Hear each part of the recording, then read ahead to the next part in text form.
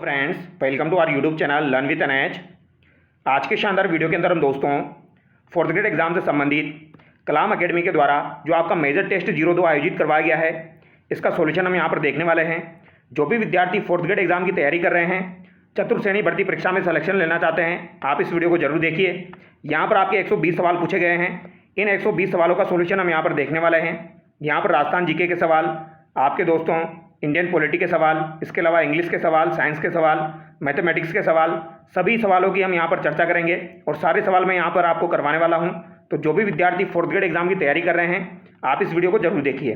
और पटवारी वाले विद्यार्थी भी इस वीडियो को देख सकते हैं, क्योंकि लगभग यही चीज़ें आपके एग्जाम में भी आने वाली है। तो पहला सवाल देखिए, वह बोली जो मारवाड़ी व मालवी का मिश्रण है तथा अपनी कर्कशता के लिए जानी जाती है। तो मारवाड़ी और मालवी का मिश्रण आपकी कौन सी बोली हो जाएगी? तो ये रांगड़ी हो जाएगी दोस्तों। रांगड़ी जो है ये किसका मिश्रण है? तो ये आपकी मालवी और आपके मारवाड़ी का मिश्रण है। ये आपको ध्यान रखना है, मालवी और मारवाड़ी का मिश्रण है। इसे कैसे याद रखोगे? तो इसे आप रा मामा से याद रख सकते हो। मैंने काफ़ी बार आपको बताया है, तो रा मामा से आप इसे याद रख सकते हो। रांगड़ी जो है ये मालवी और मारवाड़ी का मिश्रण है, ठीक है। और रांगड़ी बोली जो है दोस्तों, ये किसकी उपबोली है? तो ये आपकी मालवी की उपबोली है। इसके अलावा एक आपकी निमाड़ी आती है, जिसे दक्षिणी राजस्थानी कहा जाता है, यह भी आपकी मालवी की उपबोली है। अगला सवाल देखिए, निम्नलिखित में से असुमेलित है। तो यहाँ पर कौन सा आपका असुमेलित है? बचावतों की हवेली बीकानेर दिया गया है, पटुआ की हवेली जैसलमेर है, नथमल की हवेली रामगढ़ है और आपके नाथुराम पोदार की हवेली बिसाऊ है। तो यहाँ पर दोस्तों नथमल की हवेली जो रामगढ़ दिया गया है ये गलत हो जाएगा, क्योंकि नथमल की हवेली आपकी कहाँ पर हो जाएगी? तो ये भी आपकी जैसलमेर में हो जाएगी। पटुआ की हवेली और नथमल की हवेली आपकी जैसलमेर में है, बचावतों की हवेली आपकी बीकानेर में है और नाथुराम पोदार की हवेली आपकी बिसाऊ झुंझुनू में स्थित है। यह आपको ध्यान रखना है। अगला सवाल देखिए, राजस्थान की भाषा के लिए राजस्थानी शब्द का प्रयोग सर्वप्रथम किसने किया था? तो राजस्थान की भाषा के लिए राजस्थानी शब्द का प्रयोग सर्वप्रथम आपके जॉर्ज अब्राहम ग्रेसन के द्वारा किया गया था। अगला सवाल देखिए, भारत में संसदीय शासन को इंगित करने वाली विशेषता है। तो संसदीय शासन को इंगित करने वाली विशेषता आपकी कौन सी हो जाएगी? तो यहाँ पर दोस्तों नाम मात्र व वास्तविक कार्यपालिका का पृथक पृथक होना जो है, ये संसदीय शासन को इंगित करने वाली विशेषता है। ऑप्शन थर्ड यहाँ पर आपका सही होगा। अगला सवाल देखिए, निम्नलिखित में से कौन संविधान सभा के उपाध्यक्ष थे? तो संविधान सभा के उपाध्यक्ष आपके कौन रहे हैं? के.एम. मुंशी, भीमराव अंबेडकर, वी.टी. कृष्णमाचारी या फिर मीनू मस्मी। तो एक तो आपके दोस्तों एस.सी. मुखर्जी थे। एस.सी. मुखर्जी जो थे ये भी आपके दोस्तों उपाध्यक्ष रहे थे संविधान सभा में। इसके अलावा आपके वी.टी. कृष्णमाचारी जो है ये भी आपके उपाध्यक्ष रहे थे राजस्थान से संविधान सभा के अंतर्गत। ये आपको ध्यान रखना है। वी.टी. कृष्णमाचारी जो है इनका संबंध कहाँ से हो जाएगा? तो इनका संबंध जयपुर से आपका हो जाएगा। ये भी आपको ध्यान रखना है। अगला सवाल देखिए, निम्न में से राजस्थानी साहित्य की कौन सी श्रेणी कहानी या कथा विद्या से संबंधित है? तो ये कौन सी हो जाएगी दोस्तों आपकी? तो ये आपकी हो जाएगी वात। ऑप्शन 1 यहाँ पर आपका सही हो जाएगा।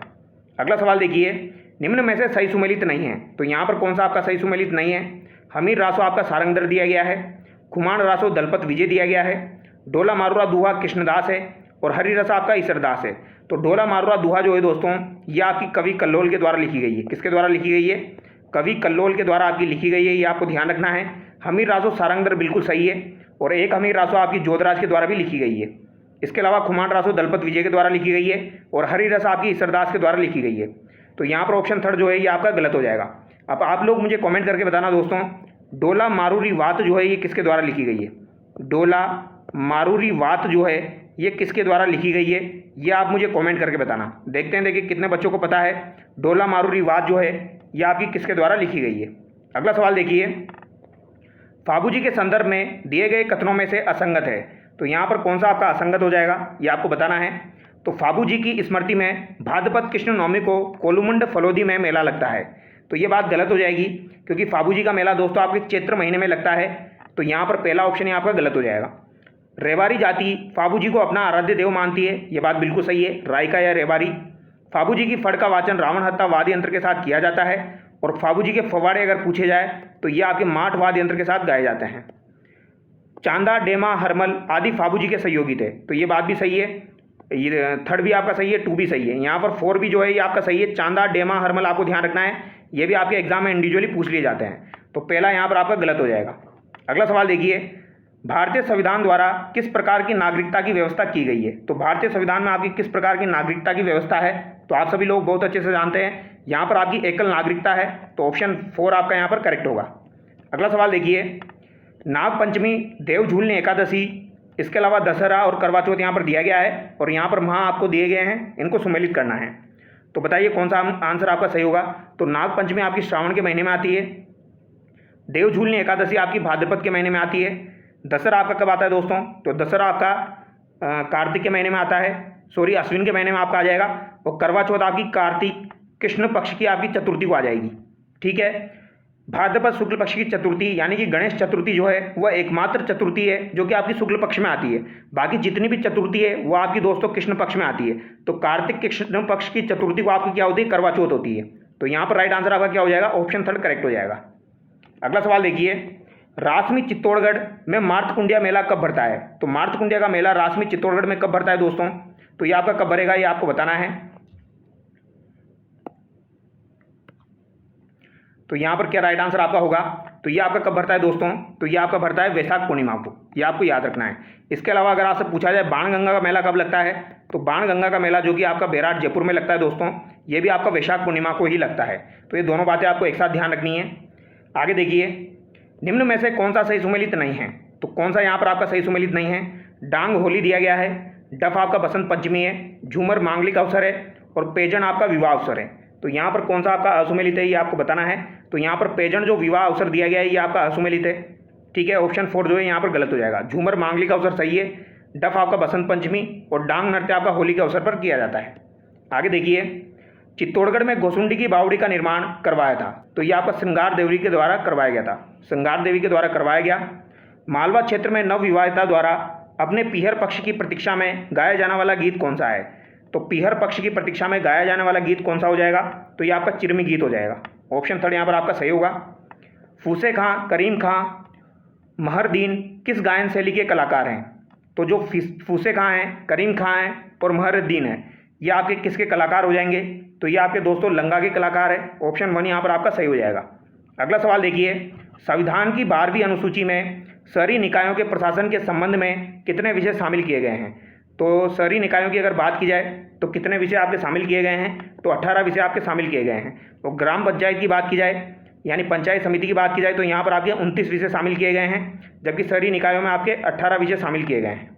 आगे देखिए, निम्न में से कौन सा दायित्व जिला कलेक्टर की दंड नायक शक्तियों के अंतर्गत नहीं आता है। तो कौन सा आपका दंड नायक शक्तियों के अंतर्गत नहीं आता है जिला कलेक्टर की, ये आपको बताना है। तो कौन सा नहीं आएगा यहाँ पर, देखिए विदेशियों के पार पत्र की जांच करना, जाति निवास तथा अन्य प्रमाण पत्र जारी करना, जिला महिला सहायता समिति की अध्यक्षता करना, शस्त्रालयों पर नियंत्रण करना। तो यहाँ पर ऑप्शन 3 जो है ये आपका दंड नायक शक्तियों के अंतर्गत नहीं आता है। आगे देखिए, निम्न में से असत्य कथन है। असत्य कथन आपको बताना है। प्रथम विधानसभा चुनाव में विधानसभा निर्वाचन क्षेत्रों की संख्या 140 थी। तो पहला यहाँ पर आपका दोस्तों 140 दिया गया है, यहाँ पर क्या बताना है आपको, असत्य बताना है। तो प्रथम विधानसभा चुनाव में विधानसभा निर्वाचन क्षेत्रों की संख्या 140 थी। अगला कथन देखिए, प्रथम विधानसभा में 7 सदस्य निर्विरोध चुने गए थे। इसके अलावा राजस्थान विधानसभा में प्रथम महिला सदस्य आपकी कमला बेनीवाल थी। प्रथम विधानसभा उपाध्यक्ष आपके लाल सिंह सख्तावत थे। तो ये बात तो बिल्कुल सही है, प्रथम उपाध्यक्ष आपके लाल सिंह सख्तावत थे। प्रथम महिला सदस्य कमला बेनीवाल आपकी दोस्तों विधानसभा में दी गई है। तो ये बात आपकी गलत हो जाएगी। ऑप्शन 3 यहाँ पर आपका बिल्कुल गलत हो जाएगा। ठीक है, अगला सवाल देखिए, निम्न में से न्यूनतम कार्यकाल वाले राज्यपाल रहे हैं। तो न्यूनतम कार्यकाल वाले राज्यपाल आपके कौन रहे हैं दोस्तों, तो दरबार सिंह जो है ये आपके न्यूनतम कार्यकाल वाले राज्यपाल रहे हैं। ऑप्शन 3 यहाँ पर आपका सही होगा। और सर्वाधिक कार्यकाल वाले आपके गुरुमुख निहाल सिंह रहे हैं। निम्नलिखित में से कौन सा व्यक्ति राजस्थान का 2 कार्यकालों के लिए मुख्य सचिव नहीं रहा। तो 2 कार्यकालों के लिए मुख्य सचिव कौन नहीं रहा है यहाँ पर, मोहन मुखर्जी रहे हैं, भगत सिंह मेहता रहे हैं, इनका कार्यकाल सर्वाधिक रहा है आपका। इसके अलावा CS राजन भी रहे हैं। ठीक है, यहाँ पर आपके SD उज्ज्वल नहीं रहे हैं, सांवल दान उज्ज्वल यहाँ पर नहीं रहे हैं। अगला सवाल देखिए, निम्नलिखित में से राजस्थान राज्य का ऐसा मुख्यमंत्री जो राज्यसभा तथा लोकसभा दोनों का सदस्य रहा। तो राज्यसभा लोकसभा दोनों का सदस्य रहा है, ऐसे कौन से मुख्यमंत्री आपके हो जाएंगे, तो ये मुख्यमंत्री आपके हो जाएंगे जगन्नाथ पहाड़िया। ऑप्शन 1 यहाँ पर आपका सही हो जाएगा। अगला सवाल देखिए, राजस्थान में 15वीं विधानसभा वर्तमान में अनुसूचित जनजाति की महिला सदस्यों की संख्या है। तो दोस्तों यहाँ पर ST की बात की जा रही है। विधानसभा में वर्तमान में ST की महिला सदस्यों की संख्या कितनी है, तो ये आपकी 3 हो जाएगी। बुलाक आभूषण स्त्रियां शरीर के किस भाग में धारण करती है। तो बुलाक आभूषण जो है ये कहाँ पर धारण किया जाता है दोस्तों, तो ये नाक में धारण किया जाता है। ऑप्शन 2 यहाँ पर आपका सही हो जाएगा। इंपॉर्टेंट सवाल है, बुलाक आपका नाक में धारण किया जाता है। राव जयसिरो छंद ग्रंथ के रचना किसने की है दोस्तों? तो राव जयसिरो छंद जो है इसकी रचना किसके द्वारा की गई? तो ये भीटू सुजा के द्वारा आपकी की गई है। ठीक है, काफ़ी इंपॉर्टेंट पुस्तक है आपकी राव जयसिरो छंद। इसमें दोस्तों आपका जो राती घाटी का युद्ध हुआ था उसका भी वर्णन इसमें आपको देखने को मिल जाएगा, जो कि राव जयसिंह और कामरान के मध्य लड़ा गया था। न्यायाधीशों जांच अधिनियम 1968 निम्न में से किन सांविधिक पदाधिकारियों को पद से हटाने के लिए लागू होता है? तो किन अधिकारियों को पद से हटाने के लिए लागू होता है? तो उच्चतम न्यायालय के न्यायाधीश, मुख्य निर्वाचन आयुक्त और राज्य निर्वाचन आयुक्त को हटाने के लिए ये आपका लागू होता है। जिला न्यायाधीश इनसे शामिल नहीं होते हैं। तो यहाँ पर फर्स्ट, सेकंड, थर्ड आपका करेक्ट होगा, यानी कि यहाँ पर ऑप्शन थर्ड आपका करेक्ट हो जाएगा। ठीक है, अगला सवाल देखिए, कौन सा वाद्य यंत्र बकरे के चमड़े से बनता है? तो बकरे के चमड़े से बनता है तथा अलवर एवं सवाई माधोपुर में विशेष रूप से प्रचलित है। तो ये कौन सा आपका हो जाएगा? तो ये आपका मशक हो जाएगा। ऑप्शन 1 यहाँ पर आपका सही होगा। अब यहाँ पर दोस्तों आपको बताना है कौन सा असुमेलित है। तो रबाब आपका दिया गया है तत्ववाद यंत्र, तुरही दिया गया है सुशीरवाद यंत्र, टामक आपका घन दिया गया है जो कि गलत है। टामक जो है दोस्तों ये आपका अवनद वाद्य यंत्र में आता है। तो अवनद वाद्य यंत्र में आता है आपका टामक, ठीक है, जिसे तालवाद यंत्र भी कहा जाता है। श्रीमंडल आपका घन दिया गया है जो कि सही है। तो यहाँ पर टामक आपका गलत हो जाएगा। पुष्कर पेड़ी और पथवारी मांडने कब बनाए जाते हैं? तो पुष्कर पेड़ी और पथवारी मांडने आपके कब बनाए जाते हैं? तो तीर्थ यात्री के लौटने पर ही आपके बनाए जाते हैं। ऑप्शन थर्ड यहाँ पर आपका सही हो जाएगा। ठीक है, बादों और रंगों कला के लिए राजस्थान में कौन सा स्थान प्रसिद्ध है? तो टाई एंड डाई के लिए आपका दोस्तों जयपुर स्थान जो है ये काफ़ी ज़्यादा प्रसिद्ध है। ऑप्शन 1 यहाँ पर आपका सही हो जाएगा। अगला सवाल देखिए, निम्नलिखित मेमोरी को उनकी गति के अनुसार तेज से धीरे क्रम में लगाएं, यानी तेज से धीरे क्रम में आपको लगाना है, तेज से धीरे क्रम में। RAM, HDD, cache memory, register और एसएसडी यहाँ पर दिया गया है। सही उत्तर का चयन करना है। तो सबसे ज़्यादा जो स्पीड होती है वो किसकी होती है? रजिस्टर की आपकी होती है। फिर उसके बाद आपकी कैश मेमोरी की होती है, फिर उसके बाद आपकी रैम की होती है, फिर उसके बाद आपकी एसएसडी होती है, उसके बाद आपकी एचडीडी आती है। यहाँ पर ऑप्शन 1 आपका सही हो जाएगा। ठीक है, स्पीड के मामले में बात की जाए तो रजिस्टर की सबसे ज़्यादा होती है, लेकिन इसकी जो मेमोरी की क्षमता होती है वो काफ़ी कम होती है। ठीक है, स्टोर करने की क्षमता, तो ये आपको ध्यान रखना है। अगर गति पूछी जाए तो रजिस्टर की सबसे ज़्यादा है और स्टोर करने की क्षमता इसकी सबसे कम हो जाएगी। आगे देखिए, प्रोग्रामिंग में त्रुटियों को खोजने व हटाने की प्रक्रिया को क्या कहते हैं? तो इस सवाल को ध्यान से पढ़ना है। यहाँ पर पूछा गया है त्रुटियों को खोजने व हटाने की प्रक्रिया को क्या कहते हैं? तो प्रक्रिया जो होती है इसे क्या कहा जाता है? डीबगिंग कहा जाता है। ऑप्शन 2 यहाँ पर आपका सही हो जाएगा। ठीक है, त्रुटियों को डीबगिंग नहीं कहा जाता है, उनको खोजने और हटाने की प्रक्रिया जो होती है, जो प्रोसेस होता है उसे डीबगिंग कहा जाता है। आगे देखिए, निम्न में से कौन सा डेटा टाइप एमएस एक्सेल में नहीं होता है? तो एमएस एक्सेल में आपका कौन सा डेटा टाइप नहीं होता है? नंबर, डेट टाइम, लेवल, करेंसी। तो यहाँ पर आपका लेवल नहीं होता है। ऑप्शन 3 यहाँ पर आपका सही हो जाएगा। निम्न में से एक्सेल में गलत तरीके से लिखे गए फॉर्मूला को छाटिए।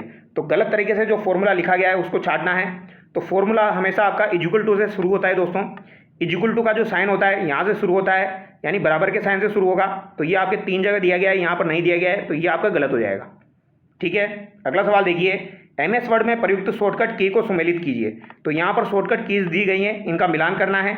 वो हो जाएगी Ctrl+F2। Ctrl+F2 जो है ये काफ़ी बार एग्जाम में पूछी जाती है। प्रिंट प्रीव्यू के लिए इसे यूज में लिया जाता है। प्रिंट प्रीव्यू का मतलब होता है जो आपको हार्ड कॉपी निकालने से पहले जो कंप्यूटर में आपको पेपर दिखाया जाता है भाई ऐसा प्रिंट निकलेगा, उसे प्रिंट प्रीव्यू कहा जाता है। Ctrl+F2 इसके लिए यूज में लिया जाता है। तो बी में आपका 4 हो जाएगा, एक ही ऑप्शन में दिया गया है। ठीक है, तो यहाँ पर ऑप्शन 2 आपका सही हो जाएगा। यानी स्ट्राइक थ्रो के आंसर की ये आपकी की क्या हो जाएगी?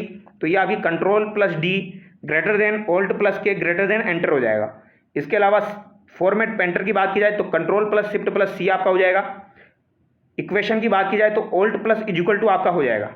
ठीक है, अगला सवाल देखिए, यूजर द्वारा एक से अधिक डॉक्यूमेंट में बार बार एक जैसे परिवर्तन करने होते हैं तो वह किसका उपयोग करता है? तो वह किसका उपयोग करेगा ये आपको बताना है। तो ये यहाँ पर मैक्रो का उपयोग करेगा। ऑप्शन 2 यहाँ पर आपका सही हो जाएगा। ठीक है, अगला सवाल देखिए, पोर्टेबल डिवाइसों को जोड़ने के लिए किसका प्रयोग किया जाता है? तो पोर्टेबल जो डिवाइस होते हैं उनको जोड़ने के लिए आपके USB पोर्ट का यूज में लिया जाता है। ऑप्शन ए यहाँ पर आपका सही होगा। निम्नलिखित में से कौन सी कंप्यूटर की निर्गम युक्ति नहीं है? निर्गम युक्ति का मतलब यहाँ पर कौन सी आपकी दोस्तों is not an output device of a computer, यानी कि कौन सा यहाँ पर आउटपुट डिवाइस नहीं है ये आपको बताना है। ठीक है, तो यहाँ पर प्लॉटर आपका आउटपुट डिवाइस है, मॉनिटर आउटपुट है, प्रिंटर आउटपुट है। वेब कैम जो है ये आपका आउटपुट डिवाइस नहीं है। ऑप्शन 4 यहाँ पर आपका सही हो जाएगा। अगला सवाल देखिए, इंटरनेट पर डेटा भेजने के लिए किस प्रोटोकॉल का उपयोग होता है? तो डेटा को भेजने के लिए किस प्रोटोकॉल को यूज़ में लिया जाता है, तो टीसीपी और आईपी को यहाँ पर यूज़ में लिया जाता है। ये आपको ध्यान रखना है, ठीक है। अगला सवाल देखिए, टीसीपी आईपी मतलब इंटरनेट प्रोटोकॉल आपका हो जाएगा। यहाँ पर भी आपको दोस्तों मिलान करना है, तृतीय पीढ़ी और यहाँ पर चतुर्थ और आपकी पंचम पीढ़ी दी गई है और इनको मिलान करना है ऑपरेटिंग सिस्टम से। तो बताइए यहाँ पर आपका राइट आंसर क्या होगा।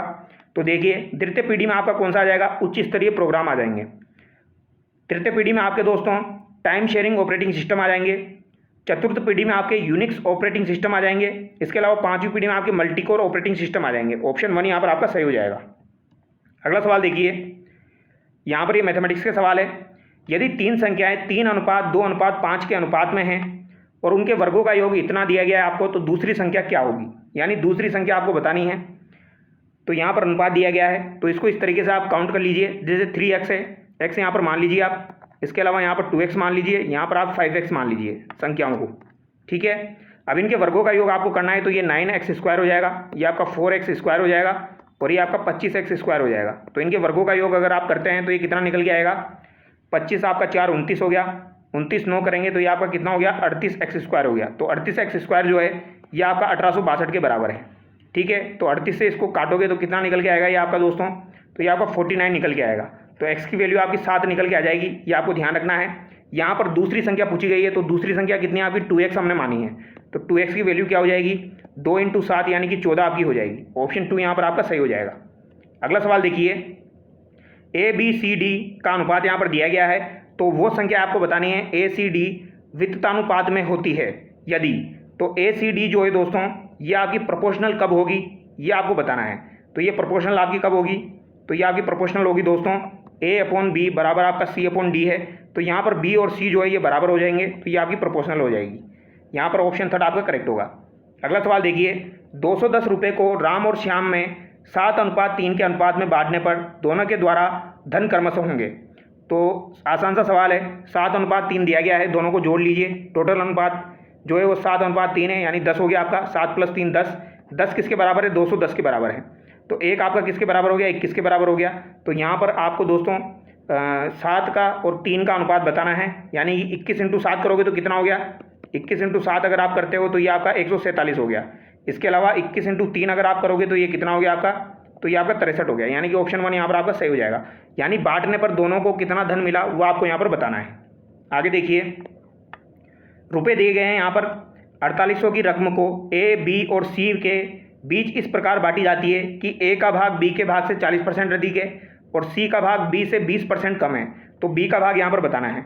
तो यहाँ पर A और B C आपका दिया गया है। B का भाग अगर आप 100 मान लेते हैं तो यहाँ पर बोला गया है A का भाग B से कितना है, 40% अधिक है, तो ये कितना हो जाएगा, 140 हो जाएगा।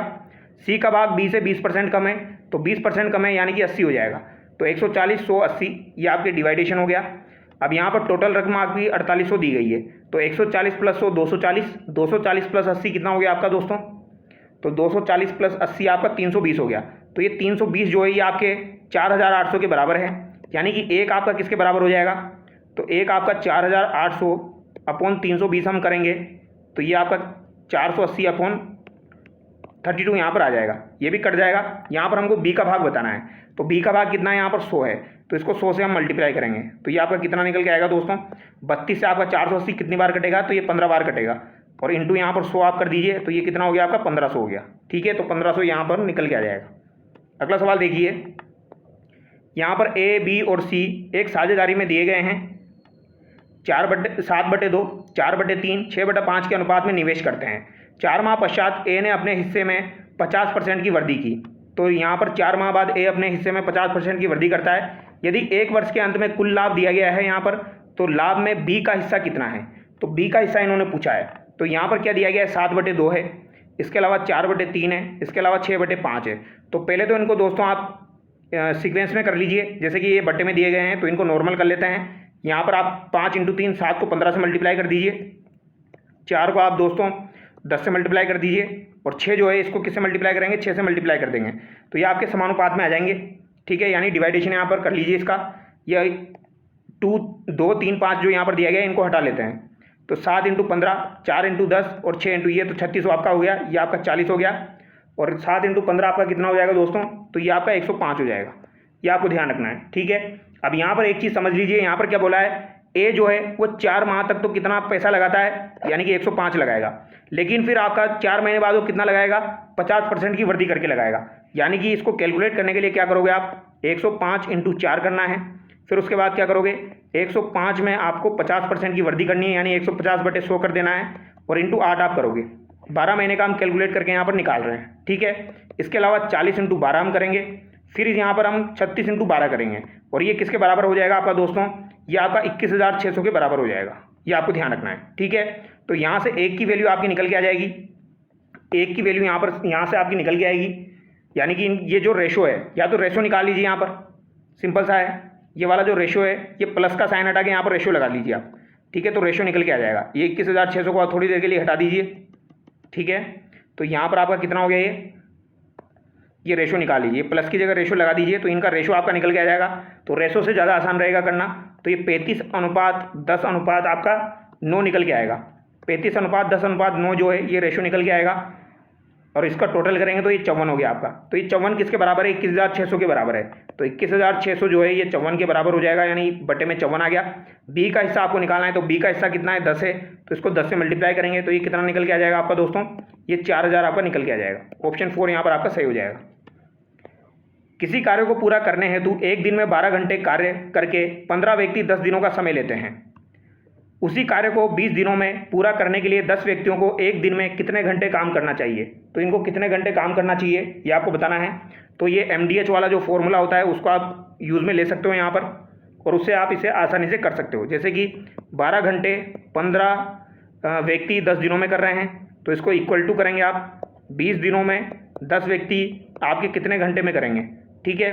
तो ये 10 से 10 गया आपका, यहाँ से 5 से 3 बार कट जाएगा, ये 5 से आपका 4 बार कट जाएगा, 4 से ये 3 बार जाएगा, तो 3 इंटू 3 आपका 9 आ जाएगा। तो यहाँ पर राइट आंसर आपका 9 निकल के आ जाएगा। अगला सवाल देखिए, ए और बी किसी कार्य को क्रमशः 45 दिनों में और 40 दिनों में पूरा करते हैं। तो ए जो है वो 45 दिनों में किसी कार्य को कर रहा है, बी जो है ये 40 दिनों में किसी कार्य को कर रहा है, लेकिन ए m दिनों के बाद कार्य छोड़ देता है। यानी ये मिलकर कार्य करना प्रारंभ करते हैं, फिर m दिनों बाद ए कार्य करना छोड़ देता है, और बी से इस कार्य को m+14 दिनों में पूरा करते हैं। तो m का मान आपको बताना है, ठीक है। अब पहले तो इनकी एफिशिएंसी हम निकाल लेते हैं, ए और बी की एफिशिएंसी निकालना जरूरी है, उसके बाद ये सवाल हो पाएगा। तो 45 और 40 ऐसी संख्या देखिए जो दोनों से डिवाइड हो जाए, तो ये 360 मैंने यहाँ पर ले ली। 360 में 45 का भाग दीजिए, तो इसकी एफिशिएंसी 8 निकल के आ गई आपकी ए की, बी की एफिशिएंसी आपकी 9 निकल के आ गई, ठीक है। तो ए की एफिशिएंसी 8 है, बी की एफिशिएंसी 9 है। अब यहाँ पर क्या बोला है कि m दिनों तक तो वो दोनों मिलके काम करते हैं, तो m दिनों तक तो 8 + 9 इनकी एफिशिएंसी टोटल 17 हो गई, और ये m दिनों तक काम करते हैं। फिर इसके बाद क्या हो गया आपका, जो है ए ने छोड़ दिया, तो बी शेष कार्य करेगा कितने दिनों में, तो m+14 दिनों में बी शेष कार्य कर रहा है, यानी कि 9। इसकी एफिशिएंसी कितनी होगी, 9 होगी, और कार्य कितने दिनों में पूरा होगा आपका, 360 दिनों में पूरा होगा। तो यहाँ से हम कैलकुलेट करेंगे तो m की वैल्यू निकल के आएगी आपकी। कैलकुलेट करके देख लेते हैं, यह हो गया आपका 17m, ठीक है। 8 + 9 17m हो गया, यहाँ पर आपका 9m हो गया, इसके अलावा 14 इंटू 9 हो जाएगा, और ये बराबर में आपका 360 आ जाएगा, ठीक है। तो 17 और 9 आपका कितना हो गया दोस्तों, तो ये 26m आपका हो जाएगा। इसके बाद 14 इंटू 9 आप करोगे, और इसको 360 में से माइनस करना पड़ेगा, ठीक है। तो ये 4 नाम 36 आपके हो गए, 3 चला गया, 9 3 12 हो गया। तो 126 माइनस कीजिए इसमें से 360 में से, तो 360 में से आप 126 माइनस करोगे तो ये कितना निकल के आ जाएगा, ये आपका 234 निकल के आ जाएगा, और 234 जो है ये 26m के बराबर आपका हो गया। तो यहाँ पर m की वैल्यू कितनी निकल के आ जाएगी आपकी, तो ये m की वैल्यू कितनी निकल के आ जाएगी यहाँ से दोस्तों, ये आपकी निकल के आ जाएगी 9 निकल के आ जाएगी, ठीक है। ये आपको ध्यान रखना है। तो यहाँ पर आपका राइट आंसर क्या हो जाएगा, 9 दिन हो जाएगा। इस तरीके से आप इस सवाल को कर सकते हो। मध्याह्न भोजन में प्रतिदिन प्रति बालक 150 ग्राम गेहूँ तथा 100 ग्राम चावल के हिसाब से 60 बच्चों के लिए 30 दिन के लिए गेहूं व चावल की कुल मात्रा है। तो कुल मात्रा आपको बतानी है। प्रतिदिन प्रति बालक 150 ग्राम तो गेहूं है और 100 ग्राम आपके चावल है, तो टोटल कितना हो गया, 250 ग्राम हो गया। 60 बच्चों का है तो 60 से मल्टीप्लाई करेंगे, 30 दिन के लिए तो 30 दिन का निकालेंगे, क्योंकि ये प्रतिदिन का यहाँ पर दिया गया है। तो टोटल कितना निकल के आएगा आपका दोस्तों, ये आपका निकल के आएगा 27, और यहाँ पर 4 जीरो आपकी निकल के आ जाएगी, ये ग्राम में निकल के आएगा। लेकिन इसको हम कैलकुलेट करेंगे दोस्तों किलोग्राम में, तो ये 270 kg आपका हो जाएगा, ठीक है। तो यहाँ पर ऑप्शन थर्ड आपका करेक्ट होगा। अगला सवाल देखिए, अगला सवाल क्या कह रहा है आपका, एक विद्यार्थी अपने घर से कॉलेज 10 किलोमीटर प्रति घंटे से जाता है, इसके अलावा वापस कॉलेज से 15 किलोमीटर प्रति घंटे से आता है तो उस विद्यार्थी की औसत गति होगी। इसको या तो फॉर्मूला से आप कैलकुलेट कर सकते हो। फॉर्मूला क्या है, 2xy upon x plus Y. इससे आपकी औसत गति निकल के आ जाती है। तो 2 × 10 × 15 आप करोगे अपॉन 25 आपका हो जाएगा यहाँ पर 10 + 15 25। तो इसको कैलकुलेट करोगे तो ये तो आपका 5 बार कट गया, ये आपका 3 बार कट गया। इसके अलावा 5 यहाँ से ये 2 बार कट गया। तो ये कितना निकल के आएगा आपका 4 × 3 12 निकल के आ गया। तो 12 आपका एवरेज यहाँ पर निकल के आ जाएगा। औसत जो है ये गति निकल के आपकी आ जाएगी। लेकिन इसको आप जो है अगर फॉर्मूला यूज़ में नहीं लेते हो तो कुल दूरी अपॉन कुल समय आपको करना पड़ेगा। उससे भी आप इसको कर सकते हो। कैसे करोगे मैं बता देता हूँ। कुल दूरी अपॉन कुल समय आपको करना है। डी दूरी वो तय कर रहा है और डी दूरी में वापस आ रहा है तो 2 तो आपकी कुल दूरी क्या होगी 2D होगी। कुल समय आपको निकालना है। समय क्या होता है, जो दूरी होती है वो क्या होती है आपकी चाल इंटू समय आपकी होती है। तो समय आप निकालोगे तो क्या हो जाएगा दूरी बटे चाल हो जाएगा। तो दूरी कितनी है d और चाल कितनी दी गई है 10 दी गई है। दूरी कितनी है d, चाल कितनी दी गई है 15 दी गई है। ठीक है, तो ये सेम वही फॉर्मूला निकल के आ जाएगा आपका जो कि मैंने यहाँ पर लिखा है 2xy upon x plus Y. ये यहाँ पर आपका कितना हो गया 2D हो गया दोस्तों 2D। और यहाँ पर अगर आप एलसीएम लेते हो तो ये 15 × 10 आपका हो जाएगा और 15 × 10 आपका हो गया। तो ये यहाँ पर 15D और ये 10D, ये आपका 25D यहाँ पर हो जाएगा। ठीक है, क्या हो जाएगा ये यहाँ पर आपका 25D हो जाएगा जो कि मैंने यहाँ पर किया था। तो उस तरीके से फॉर्मूले से आप कर सकते हो। ये आंसर आपका निकल के आएगा। यानी कुल दूरी अपॉन कुल समय आप करोगे तो आपका निकल के आ जाएगा। आगे देखिए, बस स्टैंड से हर 30 मिनट में दिल्ली के लिए एक बस निकलती है। तो हर 30 मिनट में दिल्ली के लिए एक बस निकलती है। पूछताछ लिपिक राम ने यात्री श्यामलाल को बताया कि बस 10 मिनट पहले ही रवाना हो चुकी है। तो बस सुबह 9:35 बजे रवाना होगी। तो पूछताछ लिपिक ने श्यामलाल को यह जानकारी कितने बजे दी।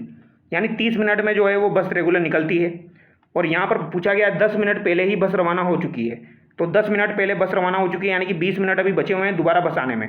और दोबारा जो बस है वो 9:35 पे आएगी। ठीक है, तो पूछताछ लिपिक ने श्यामलाल को यह जानकारी कितने बजे दी। तो आप निकाल के देख लीजिए कितने बजे हो जाएगा। 9:35 में से 20 माइनस करेंगे तो कितना हो जाएगा 9:15 AM आपका हो जाएगा।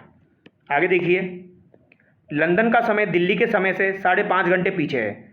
तो लंदन का समय दिल्ली के समय से 5.5 घंटे पीछे है। तो लंदन में कितने बजे हैं, यदि दिल्ली में 2:35 बजे हैं तो लंदन में कितने बजेंगे 9:05 हो जाएंगे आपके 21:05 हो जाएंगे। ये आपको ध्यान रखना है। एक कार जो है 1.5 घंटे में आपकी 67 किलोमीटर तथा अगले 2.5 घंटे में आपकी ये 97 किलोमीटर चलती है।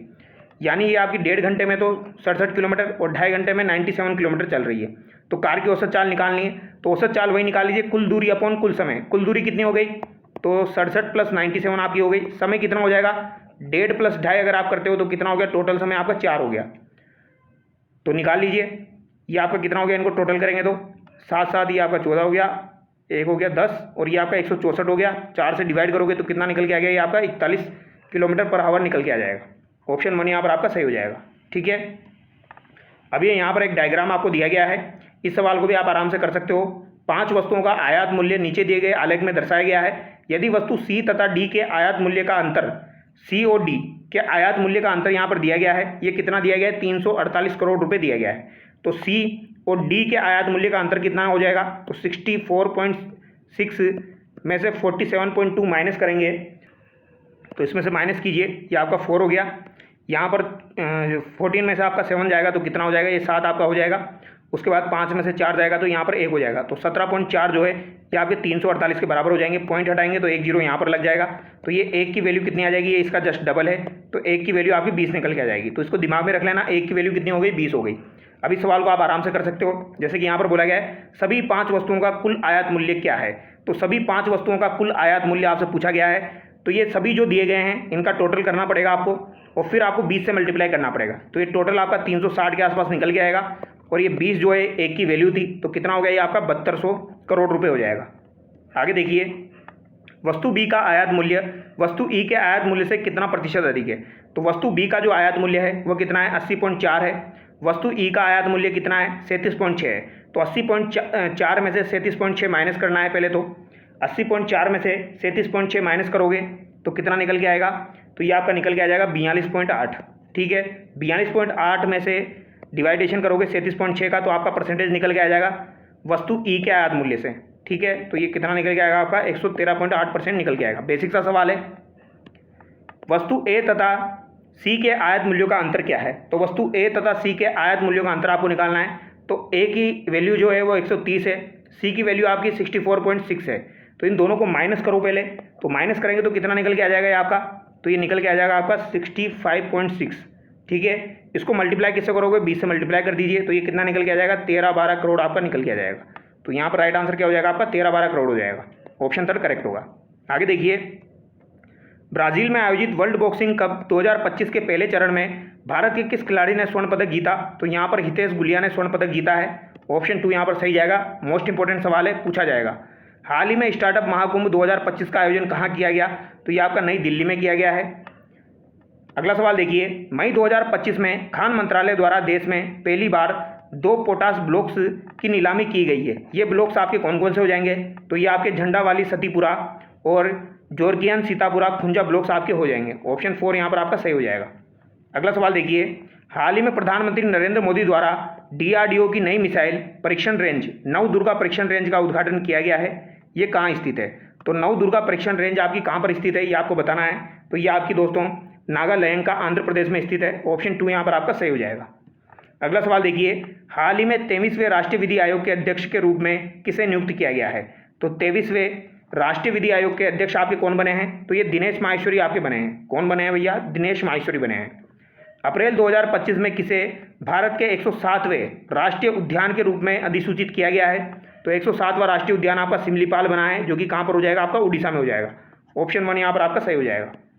अगला सवाल देखिए, निम्नलिखित कथनों पर विचार करना है। 20 मई 2025 को मिजोरम आधिकारिक रूप से पूर्ण साक्षरता प्राप्त करने वाला भारत का पहला राज्य घोषित किया गया। शिक्षा मंत्रालय द्वारा पूर्ण साक्षर राज्य का दर्जा प्राप्त करने हेतु 95% साक्षरता दर निर्धारित है। तो ये दोनों बातें बिल्कुल सही है दोस्तों। पहला राज्य आपका कौन सा हो जाएगा, मिजोरम हो जाएगा, और यहाँ पर साक्षरता कितनी निर्धारित है आपकी, 95% साक्षरता दर निर्धारित है। तो दोनों कथन यहाँ पर बिल्कुल आपके सही है। यहाँ पर आपका ऑप्शन 4 करेक्ट होगा। अगला सवाल देखिए, हाल ही में 12वां क्षेत्रीय 3R और सर्कुलर इकोनॉमिक फोरम कहाँ आयोजित किया गया, तो ये आपका कहाँ पर आयोजित किया गया दोस्तों, तो ये आपका जयपुर में आयोजित किया गया था। भारतीय वायुसेना द्वारा डेजर्ट हंट 2025 अभ्यास का आयोजन किया गया। तो डेजर्ट हंट इंपॉर्टेंट है, इसका आयोजन जो है दोस्तों कहाँ पर हुआ है, तो ये जोधपुर में हुआ है। जोधपुर का जो आपका नाल हवाई अड्डा है वहाँ पर इसका आयोजन हुआ डेजर्ट हंट 2025 का। ऑप्शन 1 यहाँ पर आपका सही होगा। सॉरी, नाल हवाई अड्डा आपका बीकानेर में है। जोधपुर का जो आपका हवाई अड्डा है एयरबेस, वहाँ पर ये आयोजित हुआ है। ठीक है, नाल में नहीं हुआ है। ऑप्शन 1 यहाँ पर आपका सही होगा। अगला सवाल देखिए, वर्ष 2025 के पद्म पुरस्कार विजेता सिनकाफ निजाम का संबंध किस क्षेत्र से है, तो सिनकाफ निजाम का संबंध आपका शिक्षा और साहित्य से हो जाएगा। प्रश्नकाल, ध्यान आकर्षण प्रस्ताव और स्थगन प्रस्ताव का स्पष्ट उल्लेख संविधान में कहाँ है, तो संविधान में दोस्तों प्रश्नकाल का, ध्यान आकर्षण प्रस्ताव का और स्थगन प्रस्ताव का स्पष्ट उल्लेख कहाँ पर है, तो कहीं पर भी इसका उल्लेख नहीं है। ऑप्शन 3 यहाँ पर आपका सही हो जाएगा। अनुच्छेद 77(3) के अनुसार भारत सरकार के कार्यों को सुविधापूर्वक किए जाने हेतु मंत्रियों में कार्य आवंटन के लिए नियम कौन बनाता है, तो 77(3) के अनुसार नियम कौन बनाएगा, आपका राष्ट्रपति बनाता है। किस अनुच्छेद के तहत राष्ट्रपति द्वारा अध्यादेश जारी किया जाता है, तो अनुच्छेद 123 के तहत आपका राष्ट्रपति द्वारा अध्यादेश जारी किया जाता है। अगला सवाल देखिए, किस संविधान संशोधन द्वारा राष्ट्रपति को मंत्रिपरिषद की सलाह के लिए बाध्य कर दिया गया, तो मंत्रिपरिषद की सलाह के लिए बाध्य कर दिया गया, तो ये कौन सा संविधान संशोधन आपका हुआ था, 42वां संविधान संशोधन आपका हुआ था। इसके तहत बाध्य किया गया था। और 44वें संविधान संशोधन से एक बार छूट दी गई है कि वह एक बार जो है विधेयक को पुनर्विचार के लिए लौटा सकता है। इससे थोड़ी बहुत छूट आपकी दी गई थी, लेकिन बाध्य आपका 42वें से किया गया था। अगला सवाल देखिए, भारत में केंद्रीय मंत्रिपरिषद में मंत्रियों की अधिकतम संख्या लोकसभा की कुल सदस्य संख्या का कितना प्रतिशत होती है, तो ये आपकी कितना प्रतिशत होती है, 15% आपकी होती है। अगला सवाल है, निम्नलिखित में से कौन सा नीति निर्देशक तत्व संविधान संशोधन द्वारा भारत में संविधान में शामिल किया गया, तो भारत के संविधान में शामिल किया गया दोस्तों आपका कौन सा नीति निर्देशक तत्व संविधान संशोधन के द्वारा, तो यहाँ पर आपका उद्योगों के प्रबंधन में कार्मिकों की भागीदारी, ये आपका शामिल किया गया था। ठीक है, इंपॉर्टेंट है। ऑप्शन 1 यहाँ पर आपका करेक्ट हो जाएगा। 42वें संविधान संशोधन से इसको शामिल किया गया था। ऑप्शन 1 यहाँ पर आपका सही होगा। आगे देखिए, असुमेलित की पहचान करनी है। विधि के समक्ष क्षमता अनुच्छेद 14 दिया गया है। अस्पष्टता का अंत अनुच्छेद 17 है। ठीक है, उपाधियों का अंत आपका 18 में दिया गया है, अनुच्छेद 18 में। शिक्षा का अधिकार आपका अनुच्छेद 21 में है दोस्तों, 22 में ना होकर ये अनुच्छेद 21 में है, तो सी यहाँ पर आपका गलत हो जाएगा।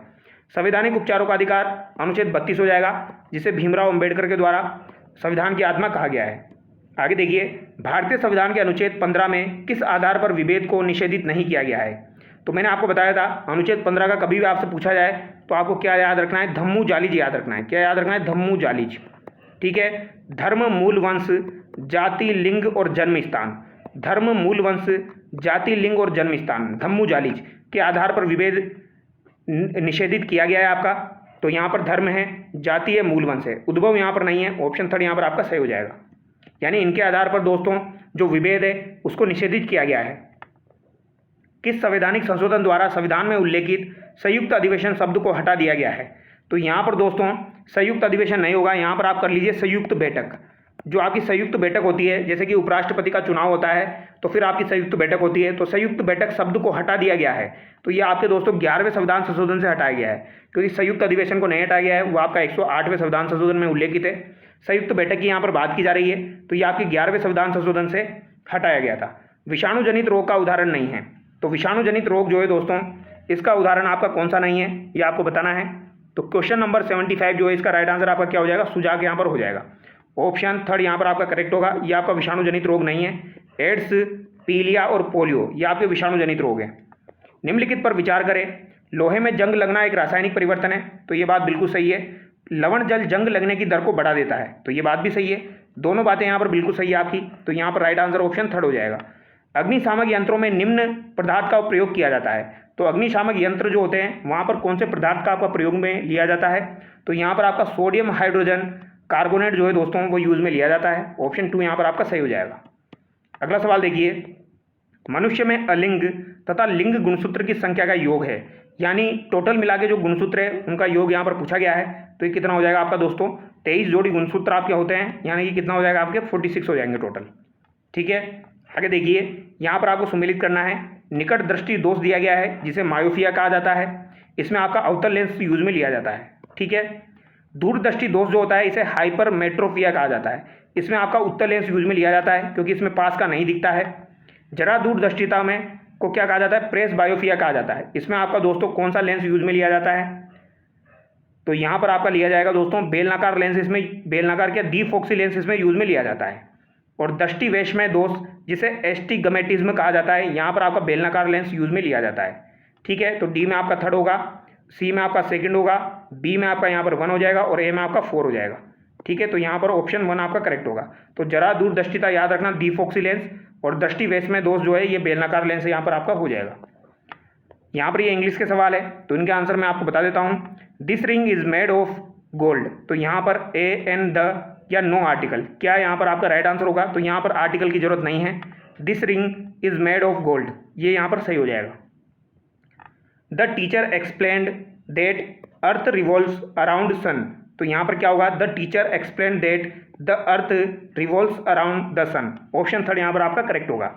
अगला सवाल है आपका, house on the corner is for sale, तो यहाँ पर राइट आंसर आपका क्या होगा? A an the zero article, तो the house on the corner is for sale यहाँ पर करेक्ट होगा।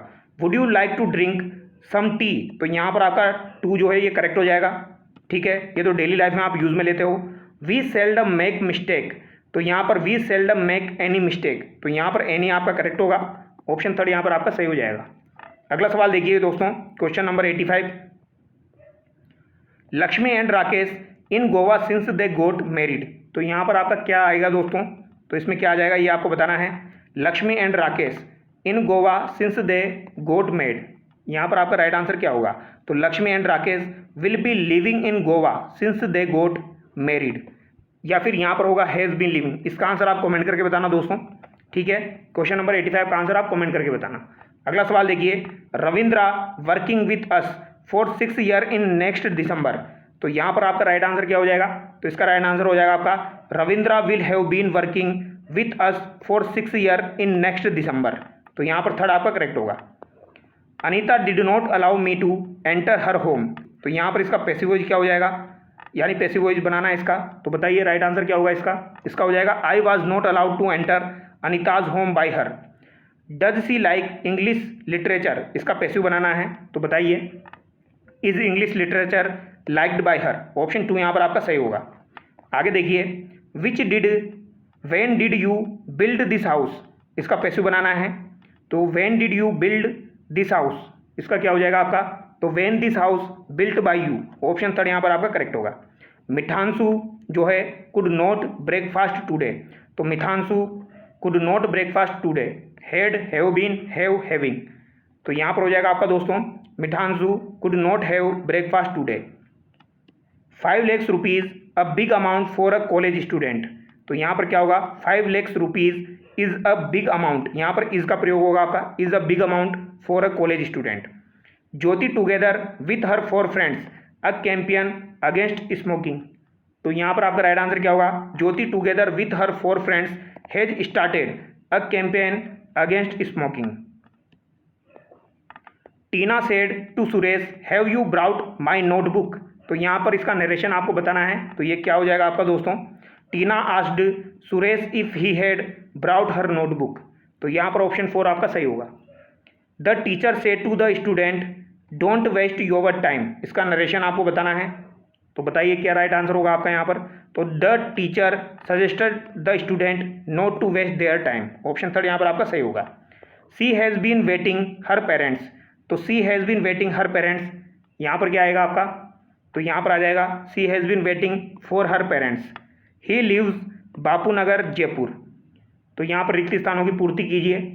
तो यहाँ पर he lives 8 Bapu Nagar in Jaipur. Option 4 यहाँ पर आपका सही होगा। क्वेश्चन नंबर 97 देखिए। They had a discussion poverty. तो यहाँ पर क्या आपका आ जाएगा, they had a discussion on poverty. On यहाँ पर आपका करेक्ट होगा। ही हेल्प्स अदर। तो ही हेल्प्स अदर जो है इसका क्या हो जाएगा आपका, यहाँ पर आपको क्या बताना है, transform the given sentence from affirmative to negative. Negative में आपको बदलना है 98 और 99 को। तो यहाँ पर क्या आपका करेक्ट होगा, तो ही हेल्प्स अदर यानी he does not fail to helps other. Option 3 correct होगा। Ashok was too poor to afford a car. तो टू अफोर्ड अ कार यहाँ पर दिया गया है, तो ये क्या हो जाएगा दोस्तों, Ashok was so poor that he could not afford a car. इसका नेगेटिव ये आपका हो जाएगा। अगला सवाल देखिए, यहाँ पर भी आपको transform the given sentence from exclamatory to affirmative. Would that I were a bird. तो इसको आपको सिंपल सेंटेंस में बदलना है अफर्मेटिव में। तो I wish that I were a bird. यहाँ पर ऑप्शन 1 आपका सही हो जाएगा। अगला सवाल देखिए, hurrah we have won the match. तो यहाँ पर आपका दोस्तों इसको सिंपल सेंटेंस अफर्मेटिव में बदलिए आप, क्या हो जाएगा, it is very joyful that we have won the match. Option 1 यहाँ पर आपका सही होगा। इसके अलावा देखिए आप, यहाँ पर आपको find the error in the following sentence. यहाँ पर एरर आपको ढूंढनी है। Student as well as the teacher were present for the show, no error. तो यहाँ पर आपका राइट आंसर क्या हो जाएगा दोस्तों, नो एरर है, इसमें कोई एरर नहीं है।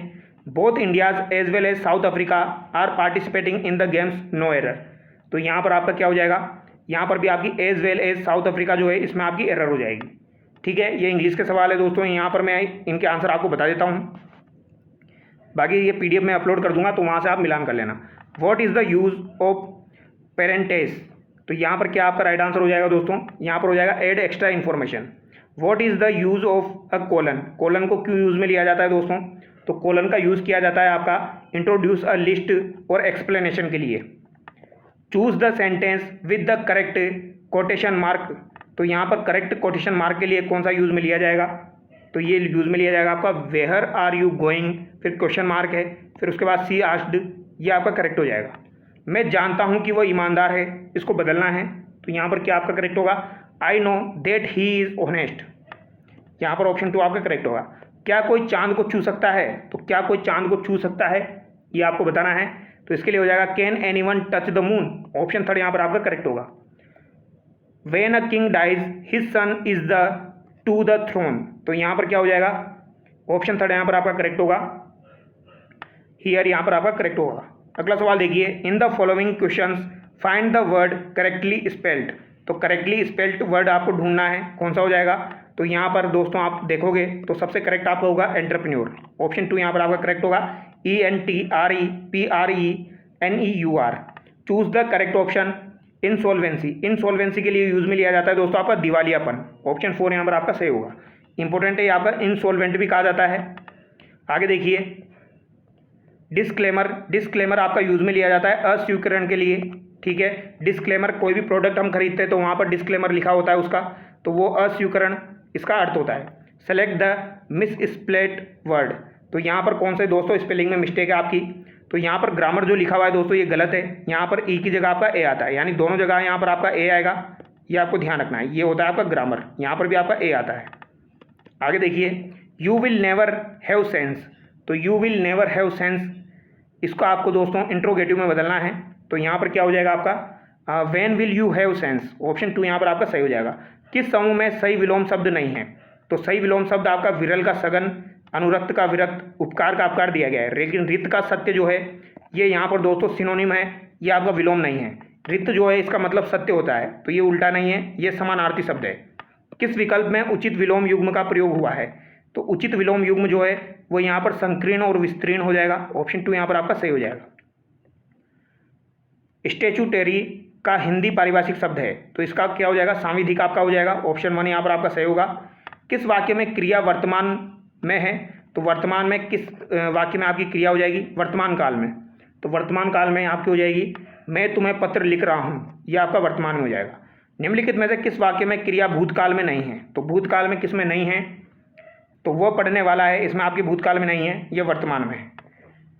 निम्नलिखित में से विलोम युग्म सही नहीं है, तो विलोम युग्म यहाँ पर आपका सही नहीं है। तो किसमें आपका विलोम युग्म सही नहीं है, अप्रभावी का निष्प्रभावी, तो ये तो समानार्थी शब्द है। पाठ्य का अपाठ्य, पाश्चात्य का पौरस्त्य, प्रकट का गुप्त, तो कौन से में यहाँ पर सही नहीं है, तो पहला ही यहाँ पर सही नहीं है, क्योंकि ये समानार्थी शब्द है एक दूसरे के। तो यहाँ पर जो भी ये महत्वपूर्ण सवाल थे जो मैं आपको करवा सकता था, मैंने करवाने की कोशिश की है। आई थिंक सो आपको समझ में आया होगी चीज़ें। अगर आपको समझ में आया तो वीडियो को लाइक ज़रूर करें और चैनल को सब्सक्राइब करें। और इसकी पीडीएफ मैं आपको टेलीग्राम पर प्रोवाइड करवा दूंगा, तो इंग्लिश के सवाल और आप मैथ के सवाल को दोबारा से देख लेना। तो चलिए दोस्तों, नेक्स्ट वीडियो मिलते हैं। Thank you so much.